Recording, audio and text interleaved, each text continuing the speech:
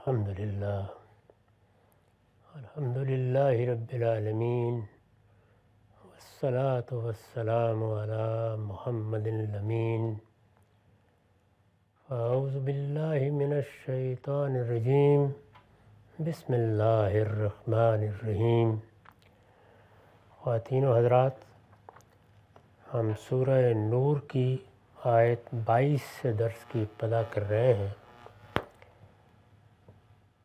اس سے پیچھے آیت 21 پر جو پیرا ختم ہوا ہے اس میں تنبیہ کی گئی تھی کہ جن لوگوں نے الزامات لگائے انہوں نے غور کیا کہ اس کے پیچھے کیا نفسیات کار فرما تھی۔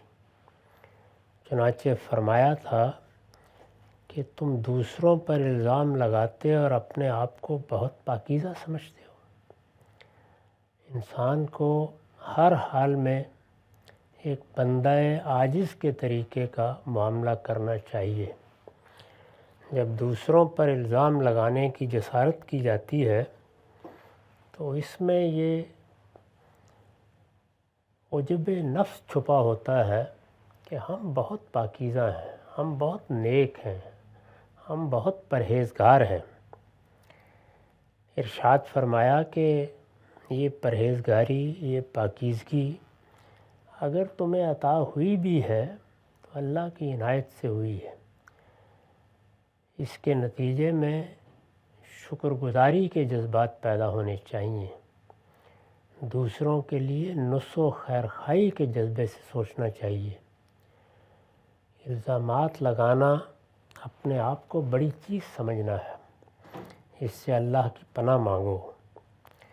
حقیقت یہ ہے کہ اگر اللہ کا فضل اور اس کی رحمت تم پر نہ ہوتی تو تم میں سے کوئی بھی پاک نہ ہو سکتا۔ یعنی اللہ نے کرم فرمایا، تمہیں توفیق دی کہ تم صحیح طریقے سے سوچو، تم نے اپنی تربیت کی، تم پیغمبر کے ساتھی بنے۔ یہ سب اللہ کی عنایت اور اس کا کرم ہے۔ ایک بندہ مومن کا یہ کام نہیں ہے کہ وہ ایسی چیزوں کو اپنا استحقاق سمجھ بیٹھے اور دوسروں کو حقارت کی نگاہ سے دیکھے۔ فرمایا لیکن اللہ ہی جس کو چاہتا ہے اپنے قانون کے مطابق پاک کر دیتا ہے، اور اللہ سمیع و علیم ہے۔ اللہ پاک کر دیتا ہے، اس پر میں نے لکھا ہے یہ ایک نہایت لطیف تنبیہ ہے۔ استاد امام لکھتے ہیں، جو لوگ دوسروں کے عزت و ناموس کے معاملے میں ہر قسم کی رطب و یابس باتیں بے پرواہی سے قبول کر لیتے اور ان کی بنا پر ان سے بدگمانی میں مبتلا ہو جاتے ہیں۔ یعنی کسی نے کوئی برائی سنائی، اس کو گرہ میں باندھ لیا۔ کسی سے گریز پہلے سے طبیعت میں موجود ہے، کوئی شخص آیا، اس نے بیان کیا میں نے تو اس طرح دیکھا، میرے علم میں تو یہ بات آئی۔ انسان بالعموم تحقیق کی ضرورت محسوس نہیں کرتا، دوسرے کا جواب نہیں سنتا، یا معاملہ اس کے سامنے رکھ کر اس کا جائزہ نہیں لیتا اور بدگمانی میں مبتلا ہو جاتا ہے۔ ان کا یہ رویہ غمازی کرتا ہے کہ وہ اپنے باب میں ضرورت سے زیادہ حسن ظن بلکہ ایک قسم کے ادعائے تزکیہ میں مبتلا ہے۔ جو آدمی بھی کسی کی برائی سنتا ہے تو اسے سب سے پہلے تو اپنے باطن میں نگاہ ڈال کے دیکھنی چاہیے، میری برائیاں کیا ہیں، میرے اندر کیا خامیاں ہیں۔ انسان جب اپنی برائیوں اور اپنی خامیوں کو دیکھتا ہے تو اس کے اندر دوسروں کے عیوب پر پردہ ڈالنے کے داعیات پیدا ہوتے ہیں، اور اگر وہ یہ محسوس کرتا ہے کہ دوسرے کی اصلاح ہونی چاہیے تو نصح و خیر خواہی کا جذبہ پیدا ہوتا ہے۔ اس طرح کا شخص دوسرے کو اپنا بھائی سمجھ کر اس سے ملے گا، اس سے بات کرے گا، اس کو توجہ دلائے گا، اور اگر اس کے پاس اس کا وقت نہیں ہے تو کف لسان سے کام لے گا۔ جب کوئی شخص اپنے آپ کو بڑی چیز سمجھتا ہو تو وہ دوسروں کو پروپیگنڈے کا ہدف بناتا ہے، ان کے لیے اسکینڈل تراشتا ہے۔ اس کو ادنا درجے میں تردد نہیں ہوتا کہ میں یہ کیا کر رہا ہوں۔ اس طرح کے لوگوں کے باطن میں اتر کر دیکھیے تو ایک قسم کے ادعائے تزکیہ میں کہ میں بہت پاکیزہ ہوں، ادعائے تزکیہ یعنی اپنے پاکیزہ ہونے کے دعوے میں مبتلا ہوتے ہیں، خواہ ان کو اپنے اس باطن کا شعور ہو یا نہ ہو۔ یعنی یہ ممکن ہے کہ انہیں خود خیال نہ ہو اس جانب کہ میرے باطن میں کیا چیزیں کار فرما ہیں، لیکن اگر وہ بھی غور کریں گے تو اسی نتیجے پر پہنچیں گے کہ فی الواقع اپنے اندر کچھ اپنی پاکیزگی اور اپنے نیک ہونے اور اپنے بڑا ہونے کا ادعا موجود ہے۔ اگر یہ موجود نہ ہوتا تو وہ اپنے آپ کو بھی عاجز بندہ سمجھ کر دوسروں پر بھی محبت کی نگاہ ڈالتے، کسی کی خامی اور کمزوری کو اچھالنے کے بجائے ان کے اندر خیرخواہی کے جذبات پیدا ہوتے۔ اس مخفی چور سے، یعنی یہ جو ایک چھپا ہوا انسان کے اندر چور ہے، اس مخفی چور سے یہاں ان لوگوں کو آگاہ کیا ہے جنہوں نے ام المومنین کے باب میں دشمنوں کی اڑائی ہوئی افواہ کو بغیر کسی نکیر کے قبول کر لیا۔ اللہ تعالیٰ نے آخر میں یہ بتایا ہے کہ ام المومنین کے معاملے میں ایک افواہ تھی، وہ بستی میں پھیل گئی، ایک زبان سے دوسری زبان تک پہنچی اور لوگوں نے اس کو حظ اٹھانے کے لیے نقل کرنا شروع کر دیا، بعض نے حماقت کے لیے، اور بعض لوگوں کے ہاں فی الواقع یہ خیال پیدا ہوا اور انہوں نے اس کی تحقیق کی ضرورت محسوس نہیں کی۔ فرمایا کہ ہر شخص یاد رکھے کہ جس کو بھی کوئی پاکی و پاکیزگی حاصل ہوتی ہے محض اللہ کے فضل سے حاصل ہوتی ہے۔ یعنی اس دنیا میں قرآن مجید نے یہی بات بار بار فرمائی ہے کہ کوئی چیز بھی انسان کی اپنی نہیں ہے۔ یہ صحیح ہے کہ وہ ارادہ کرتا ہے، وہ چاہتا ہے کہ وہ نیک ہو، لیکن اس کا یہ ارادہ کامیاب ہوگا، اس کی یہ چاہت پوری ہو جائے گی، اس میں بے شمار عوامل کام کرتے ہیں۔ اگر وہ غور کر کے دیکھے تو یہ اللہ کا فضل ہی ہوتا ہے جو اس کو سنبھالے رکھتا ہے، اللہ کا فضل ہی ہوتا ہے جو اس کو توبہ استغفار کی تقویت دیتا ہے۔ یہی چیزیں ہیں جو در حقیقت انسان کے لیے مذلہ قدم بن جاتی ہیں، یعنی وہ نہ سوچے تو پھسلتا چلا جاتا ہے، اور اگر سوچے غور کرے تو اس کو ہمیشہ اپنی عاجزی کا احساس ہوتا ہے۔ بڑے سے بڑا شخص، بظاہر نیک سے نیک آدمی، بڑے سے بڑا عالم فاضل، کوئی بڑا رہنما، کوئی زعیم ملت، ذرا اپنے باطن میں نگاہ ڈال کے دیکھے کہ کتنے مقامات ہیں جن میں پھسلتے پھسلتے بچے ہوں گے، جن میں کئی مقامات پیش آئے ہوں گے جہاں بچنا آسان نہیں تھا۔ اس میں سیدنا یوسف کی بات کو یاد رکھنا چاہیے، جب انہوں نے اللہ تعالیٰ کی عنایت سے اپنی حفاظت کی تو یہ کہا کہ وَمَا أُبَرِّئُ نَفْسِي إِنَّ النَّفْسَ لَأَمَّارَةٌ بِالسُّوءِ، میں اپنے نفس کو بری نہیں ٹھہراتا، وہ تو برائی کی ترغیب دیتا ہی ہے۔ اللہ نے کرم کیا کہ میرا ارادہ مضبوط رہا، اور اللہ نے کرم کیا کہ وہ ارادہ خیر کی جانب کامیاب ہوا، تو یہ اللہ کا فضل اور اس کی رحمت ہے۔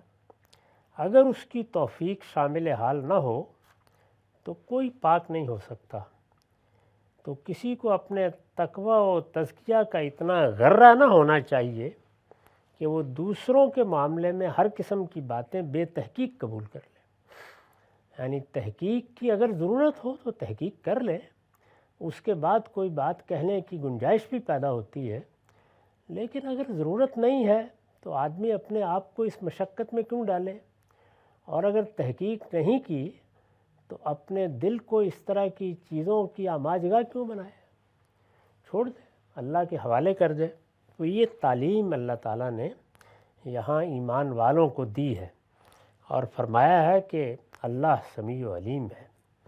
یعنی آخر میں یہ تنبیہ کی ہے کہ اللہ سننے والا بھی ہے اور جاننے والا بھی ہے۔ اس پر حاشیہ ہے، مدعا یہ ہے کہ اس طرح کا کوئی ادعا ہے، یعنی ایسی کوئی چیز اگر دل میں محسوس کرتے ہو کہ تم بڑی چیز ہو تو متنبہ ہو جاؤ، تمہیں وارن کیا جا رہا ہے۔ تم میں سے کون پاکیزہ ہے اور کون آلودہ، خدا ہر ایک سے واقف ہے، اس لیے کہ وہ تمہاری مخفی سے مخفی باتوں کو بھی سنتا اور جانتا ہے۔ اللہ تعالیٰ نے جن چیزوں پر اس واقعے کے حوالے سے تنبیہ کرنا تھی وہ یہاں پایہ تکمیل کو پہنچی ہے۔ اس پر ایک نظر ڈال کے دیکھیے تو ہر پہلو کو موضوع بنایا ہے، یعنی اس طرح کی بات سنی جائے تو کیا رویہ ہونا چاہیے، لوگ جب ایسی باتوں کو پھیلاتے ہیں تو اس میں کیا غلطی ہوتی ہے، یہ چیزیں کس طرح افواہ اور اسکینڈل بنتی ہیں، ایک بندہ مومن کو دوسروں کے بارے میں کیسا حسن ظن رکھنا چاہیے، جو لوگ الزامات لگاتے ہیں ان کے باطن میں کیا خرابی ہوتی ہے، ہر چیز کی تحلیل کر کے اللہ تعالیٰ نے بتایا ہے کہ اس معاملے میں متنبہ رہو، یہ غلطی اس کے بعد نہیں ہونی چاہیے۔ اب ایک اور چیز کو لیا جو اسی کے ذیل میں پیدا ہوئی، وہ لوگ جنہوں نے الزامات لگائے تھے انسان ہی تھے، ان میں بعض ایسے لوگ بھی تھے جو غریب اور نادار تھے، اور مسلمانوں میں بعض بڑے لوگ ان کی مدد بھی کرتے تھے، جیسے سیدنا عثمان غنی ہیں، سیدنا صدیق ہیں، جن کے حالات اچھے تھے وہ اپنے بھائیوں کی مدد کرتے تھے۔ خاص طور پر مدینہ میں آ کر تو ہر آدمی کسی نہ کسی حد تک دوسرے کی مدد کا محتاج ہو گیا تھا۔ ہجرت کرنے کے بعد لوگوں کو سہارا چاہیے تھا، انصار نے بھی آنے والوں کی مدد کی، مہاجرین بھی ایک دوسرے کی مدد کرتے تھے جب ان کے حالات اچھے ہو جاتے تھے۔ اس طرح کا معاملہ ہوا کہ ان میں سے بعض لوگوں نے یہ الزام پھیلانے میں حصہ لیا۔ اس کا فطری رد عمل ہوتا ہے، اور اس فطری رد عمل کے تحت بعض لوگوں نے یہ خیال کیا کہ اب ان ناداروں کی کوئی مدد نہیں کرنی چاہیے، یہ ایسے لاخیرے ثابت ہوئے ہیں، انہوں نے یہ بڑی بیہودہ بات تھی اور ذرہ برابر خیال نہیں کیا کہ ہم تو ان کے ساتھ بہت حسن سلوک کرتے رہے ہیں۔ یہ رد عمل بعض لوگوں میں پیدا ہوا، اس پر اب قرآن نے آخر میں تبصرہ کیا ہے، فرمایا وَلَا يَأْتَلِ أُولُو الْفَضْلِ مِنْكُمْ وَالسَّعَةِ أَنْ يُؤْتُوا أُولِي الْقُرْبَى وَالْمَسَاكِينَ وَالْمُهَاجِرِينَ فِي سَبِيلِ اللَّهِ، تم میں سے جو لوگ صاحب فضل ہیں، یعنی جن کو اللہ نے رزق میں فراوانی عطا کی ہے اور جن کو وسعت عطا ہوئی ہے، یعنی اللہ تعالیٰ نے ان کے ساتھ فراخی کا معاملہ کیا ہے، ان کے پاس مال و دولت ہے، اپنی ضرورتوں سے زیادہ وہ اللہ کی عنایت سے پا لیتے ہیں۔ یہ جو پہلے صاحب فضل ہیں، یعنی بات کرنے سے پہلے یہ بتایا کہ ان پر بھی اللہ کی ایک عنایت ہوئی ہے، یہ وسعت ان کو بھی اللہ کی دی ہوئی ہے، اگر کسی کے پاس زیادہ ہے تو وہ اللہ ہی کے فضل سے ہے۔ چنانچہ میں نے وضاحت کی ہے، یہ الفاظ حق اور ذمہ داری کی یاد دہانی کے لیے ہے کہ غلطیاں کس سے نہیں ہوتی، مگر جب تمہاری غلطیوں کے باوجود خدا نے تمہیں فضل و رزق سے نوازا ہے تو تمہارا رویہ بھی اس سے مختلف نہیں ہونا چاہیے۔ یعنی پہلے جملے ہی میں یہ بتایا ہے کہ کیا تم پر جو فضل ہوا ہے، تمہیں جو دولت ملی ہے، تمہیں جو فراخی حاصل ہوئی ہے، یہ سب غلطیوں سے پاک ہونے کے نتیجے میں ملی ہے۔ تو اپنے آپ پر نگاہ ڈال کے دیکھو، اللہ تعالیٰ نے تو تمہارے ساتھ یہ معاملہ نہیں کیا، تو پہلے لفظی سے گویا اس کی تمہید اٹھا دی ہے۔ تم میں سے جو لوگ صاحب فضل ہیں اور جن کو وسعت عطا ہوئی ہے، وہ اس معاملے میں، یعنی یہ جو الزام لگانے کا معاملہ ہوا، بہتان ترازی کا معاملہ ہوا، ایک پروپیگنڈے کی فضا بنی، وہ اس معاملے میں کسی کو ملوث دیکھ کر اس بات کی قسم نہ کھا بیٹھیں کہ اب وہ قرابت مندوں اور مسکینوں اور خدا کی راہ میں ہجرت کرنے والوں پر خرچ نہ کریں گے۔ یعنی اللہ نے تو تم پر فضل کیا تمہاری کمزوریوں اور غلطیوں کے باوجود، تو جنہوں نے غلطی کی ہے ان کو ہر لحاظ سے تنبیہ ہو گئی، لیکن معاملہ اس حد تک نہیں پہنچنا چاہیے کہ اگر وہ قرابت مند ہیں، وہ مسکین ہے، یہ یاد رہے کہ قرابت مند ہونے کی بنیاد پر مدد کا مستحق ہوتا ہے۔ یعنی اس میں ضروری نہیں کہ یہ دیکھا جائے کہ یہ میرا رشتہ دار ہے، جب اس کے پاس 2 وقت کی روٹی نہیں ہوگی میں اس وقت مدد کروں گا۔ یعنی قرابت مندوں کا یہ حق اللہ نے بیان کیا ہے کہ آپ ان کو اوپر اٹھانے کی کوشش کریں، ان کی مدد کر کے ان کے حالات کو بہتر کرنے کی صحیح کریں۔ تو فرمایا کہ قرابت مندوں اور مسکینوں اور خدا کی راہ میں ہجرت کرنے والوں پر تم میں سے بعض لوگوں نے یہ قسم کھا لی کہ وہ اب ان کی مدد نہیں کریں گے۔ ظاہر ہے ایک غصے کی، ایک رد عمل کی کیفیت میں آدمی بعض اوقات اس طرح کی باتیں کہہ بیٹھتا ہے یا اس طرح کے فیصلے کر بیٹھتا ہے۔ تو فرمایا کہ یہ نہیں ہونا چاہیے۔ تم میں سے جو لوگ صاحب فضل ہیں اور جن کو وسعت عطا ہوئی ہے، وہ اس معاملے میں کسی کو ملوث دیکھ کر اس بات کی قسم نہ کھا بیٹھیں کہ اب وہ قرابت مندوں اور مسکینوں اور خدا کی راہ میں ہجرت کرنے والوں پر خرچ نہ کریں گے۔ یعنی یہ نہ کہہ بیٹھے کہ یہ ایسے لوگ ہیں، انہوں نے ایک موقع دیکھا اور ہماری بہو بیٹیوں کے بارے میں ایسی بات کر ڈالی، یہ اس سطح پر اتر آئے، اب ان کو ہم 2 پیسے بھی نہیں دیں گے۔ تو اللہ تعالیٰ نے فرمایا یہ نہیں ہو سکتا، یہ نہیں ہونا چاہیے۔ اس پر میں نے لکھا ہے یہ استحقاق کا بیان ہے، مطلب یہ ہے کہ ضرورت مند خواہ کوئی رشتہ دار ہے، کوئی مسکین ہے، کوئی شخص اپنے حالات میں تبدیلی کی وجہ سے مدد کا مستحق ہو گیا ہے، کسی بھی پہلو سے ضرورت مند ہے، مطلب یہ ہے کہ ضرورت مند اپنی ضرورت کی بنیاد پر مدد کے مستحق ہے۔ یعنی مدد کی بنیاد یہ نہیں ہے کہ اس آدمی کا رویہ میرے ساتھ یا آپ کے ساتھ کیسا ہے، اس کا رویہ انتہائی غلط ہو سکتا ہے لیکن وہ ضرورت مند ہے۔ ضرورت مند ہے تو وہ ضرورت مند ہونے کی بنیاد پر مدد کا مستحق ہے اور رہے گا۔ انہیں محض اس لیے ان کے حق سے محروم نہیں کیا جا سکتا کہ وہ دانستہ یا نادانستہ کسی غلطی کے مرتکب ہو گئے، انہوں نے ایک بڑا غلط کام کر ڈالا ہے، چلیے نادانستہ کیا، اگرچہ دانستہ بھی بہت سے لوگ ملوث ہوئے تھے۔ روایتوں میں مذکور ہے کہ سیدہ عائشہ کے خلاف طوفان اٹھانے والوں میں ایک نادار صحابی مصطح بن اساسہ بھی تھے، اور لوگ بھی ہوں گے، لیکن ان کا واقعہ بیان ہو گیا ہے۔ جن لوگوں نے وہ طوفان اٹھایا اس پروپیگنڈے میں شامل ہوئے، اور وہ منافق نہیں تھے، اچھے لوگ تھے، ان میں ایک نادار صحابی مصطح بن اساسہ بھی تھے۔ یہ سیدنا ابوبکر صدیق رضی اللہ عنہ کے عزیز تھے اور سیدنا ابوبکر کی بیٹی ہیں۔ تو ظاہر ہے کہ بیٹی پر تہمت کا معاملہ بہت حساس نوعیت رکھتا ہے۔ یہ سیدنا ابوبکر صدیق رضی اللہ عنہ کے عزیز تھے۔ حضرت ابوبکر ان کی سرپرستی فرماتے تھے، یعنی ان کے حالات کی رعایت سے کچھ نہ کچھ مدد وقتاً فوقتاً کرتے رہتے تھے۔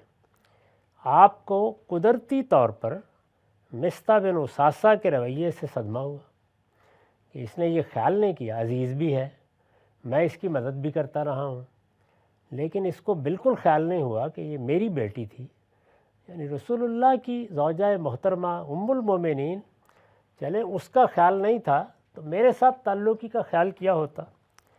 یہ سیدنا صدیق کے عزیز تھے اور سیدنا صدیق ان کی سرپرستی فرماتے تھے۔ آپ کو قدرتی طور پر مصطح بن اساسہ کے رویے سے صدمہ ہوا، اور اس صدمے کی کیفیت میں آپ نے قسم کھا لی کہ آئندہ مصطح کی کوئی مدد نہ کریں گے۔ یعنی اس غصے کی کیفیت میں، رد عمل کی کیفیت میں اس طرح کے الفاظ زبان سے نکل گئے۔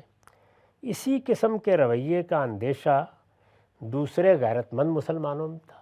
جب سیدنا صدیق جیسا شخص جس کی نیکی، جس کا تقوی، جس کا خلوص جس کی بے نیازی، جس کا استغنا، جس کی بلندی، وہ لوگوں کے لیے اب قیامت تک ایک مثال ہے۔ اور یہ تعبیر جن لوگوں نے بھی اختیار کیا، غلط اختیار نہیں کی، کہ وہ قیامت تک اس امت کے سب سے بڑے آدمی ہیں، اس سب کے باوصف انسان ہی تھے۔ چنانچہ یہ خیال پیدا ہوا ان کے دل میں کہ یہ میرا عزیز بھی ہے اور میں اس کی مدد بھی کرتا رہا ہوں، میرے اس پر احسانات بھی ہیں، لیکن اس نے بالکل خیال نہیں کیا کہ میری بیٹی کے بارے میں اس طرح کا طوفان اٹھا اور یہ اس کا حصہ دار بن گیا۔ تو انہوں نے قسم کھا لی۔ اللہ تعالیٰ نے نام تو نہیں لیا، لیکن ان کو بھی اور اگر کسی دوسرے کے دل میں بھی یہ خیال پیدا ہو رہا تھا تو آخر میں سختی کے ساتھ متنبہ کر دیا کہ اس طرح کی بات بالکل نہیں ہونی چاہیے، غلطی اپنی جگہ، اس پر ہر لحاظ سے تنبیہ کر دی گئی ہے۔ تو فرمایا کہ نہیں، وَلْيَعْفُوا وَلْيَصْفَحُوا، بلکہ ان کو چاہیے کہ بخش دیں اور درگزر سے کام لیں۔ یعنی یہ نہیں ہے طریقہ کہ وہ دنیا میں اس طریقے سے اپنے آپ کو ان لوگوں کے لیے ایک مصیبت بنا لیں۔ دنیا میں یہی صحیح رویہ ہے، کسی نے جو چیز چاہے کیا ہے، بخش دے اور درگزر سے کام لے۔ یہ بخش دینا اور درگزر سے کام لینا، یہی اللہ تعالیٰ کی نصیحت بھی ہے، یہی جو لوگ اپنا فی الواقع تزکیہ کرتے ہیں ان کے رویے کا بیان بھی ہے۔ اس کا یہ مطلب نہیں ہوتا کہ کسی آدمی نے اگر شر پہنچایا ہے تو آدمی اس کے بارے میں بے پرواہ ہو جائے، نہیں، شر سے بچنے کی تدبیریں کریں، لیکن رویہ یہی ہونا چاہیے، بخش دیا، معاف کر دیا۔ یہ بخش دینا اور درگزر سے کام لینا، یہ انسان کو اس کے باطن میں رفعت دیتا ہے، یہ اس کو اندر سے پاکیزہ بناتا ہے، اور یہ اللہ تعالیٰ کو اس کی مدد کے لیے لے آتا ہے۔ اور جس کی مدد کے لیے اللہ تعالیٰ آ جائیں پھر اس کو کس کی پرواہ ہے؟ انسان کیا کر لے گا؟ نہیں، بلکہ ان کو چاہیے کہ بخش دیں اور درگزر سے کام لیں۔ وَلْيَعْفُوا وَلْيَصْفَحُوا۔ اور دیکھیے اس کے بعد کیا کہا ہے، اَلَا تُحِبُّونَ أَن يَغْفِرَ اللَّهُ لَكُمْ، کیا تم نہیں چاہتے کہ اللہ تم کو بخش دے؟ یعنی یہ تمہیں خیال نہیں ہوتا کہ تمہاری کیا غلطیاں ہیں، تم کہاں کہاں پھسلے ہو؟ تو یہی خواہش رکھتے ہو نا کہ اللہ بخش دے۔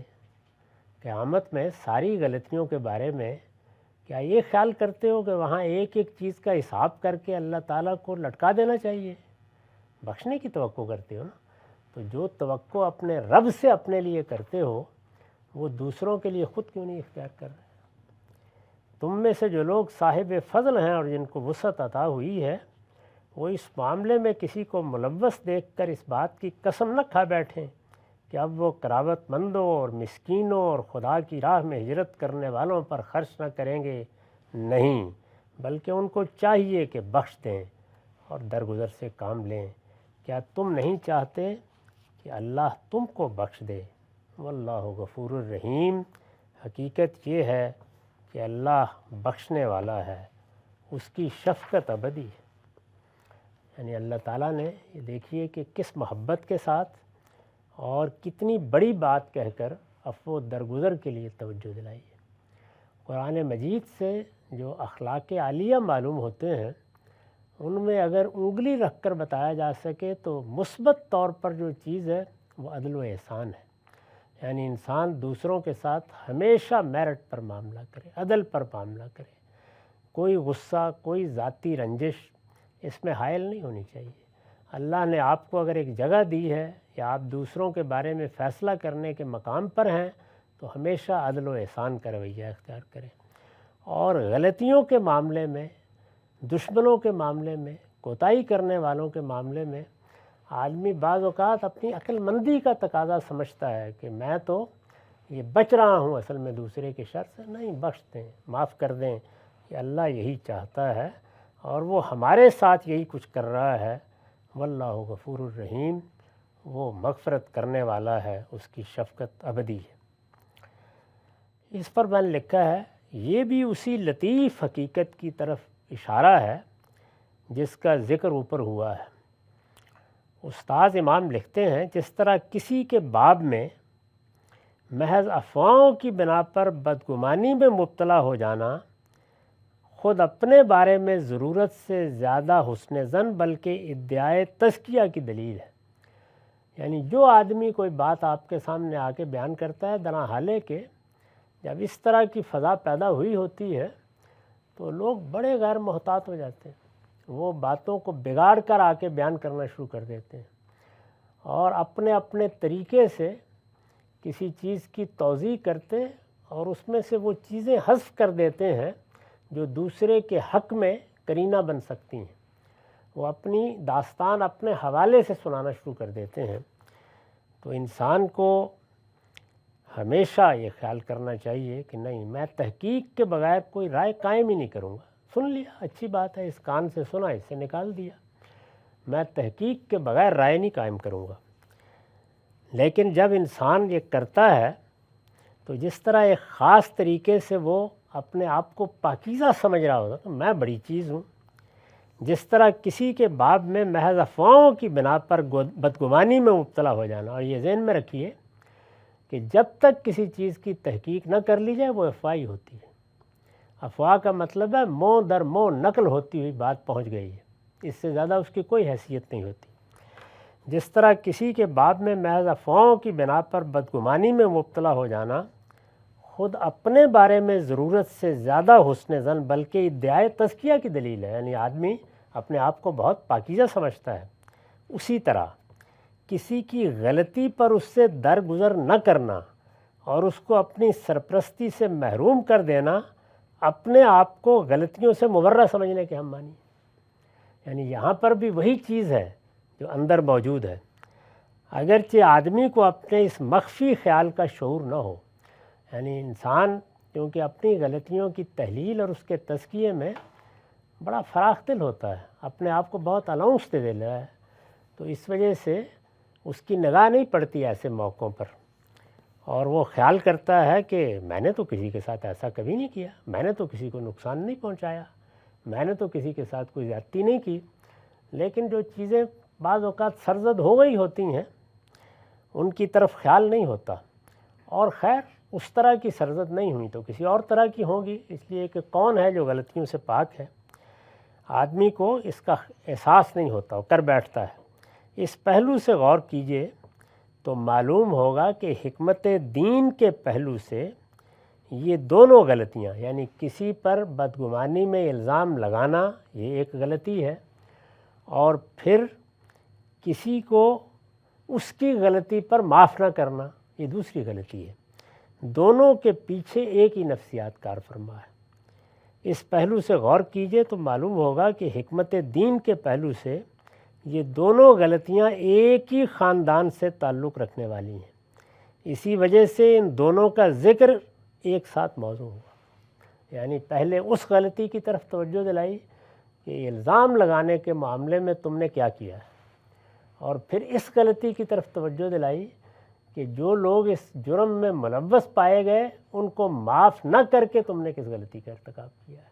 تو دونوں چیزوں کو ملا کر یہ بتایا ہے کہ ایک بندہ مومن کی اخلاقیات کس طرح ترکیب پاتی ہیں، یعنی اس کی شخصیت کا حسن اصل میں کیا ہے۔ بہت زیادہ عبادات کر لینا، بہت زیادہ عبادات کا اظہار کر لینا یا بہت اچھی باتیں کر لینا یہ آسان کام ہے۔ اصلی چیز یہ ہے کہ انسان کے اخلاقی رویے میں یہ بلندی ہو، اس طرح سے وہ چیزوں کو دیکھے۔ تو یہ قرآن مجید نے گویا تصویر کھینچ دی ہے کہ ہماری عمومی زندگی میں جو معاملات پیش آتے ہیں اگر غور کریں تو وہ سب یہی معاملات ہیں، یعنی ان دو چیزوں ہی میں در حقیقت ہم اپنا سارا سرمایہ کھو بیٹھتے ہیں، ایک دوسروں کے بارے میں الزام تراشی کر کے، اور دوسرے اپنے گرد و پیش کے لوگوں کی غلطیوں کو معاف نہ کر کے۔ کبھی ان دونوں کو اپنی شخصیت اور اپنے خلق کا حصہ بنا کے دیکھیے، پھر جو سکینت حاصل ہوگی، جو چیز باطن میں اترے گی اور جس طرح کی پاکیزگی کا احساس ہوگا وہ ایک بے قیمت دولت ہے۔ اور یہاں انہی دو چیزوں کی طرف اللہ تعالیٰ نے توجہ دلائی ہے یہ مقام شاید انسانی تزکیے کے باب میں قرآن مجید کے بے نظیر مقامات میں سے، تو یہاں وہ بات گویا پائے تکمیل کو پہنچ گئی۔ اس کے بعد بعض اور چیزوں کی طرف توجہ دلائی ہے اور پھر کچھ احکام بھی بیان کیے ہیں۔ اقول قولی ھذا واستغفر اللہ لی ولکم ولسائر المسلمین۔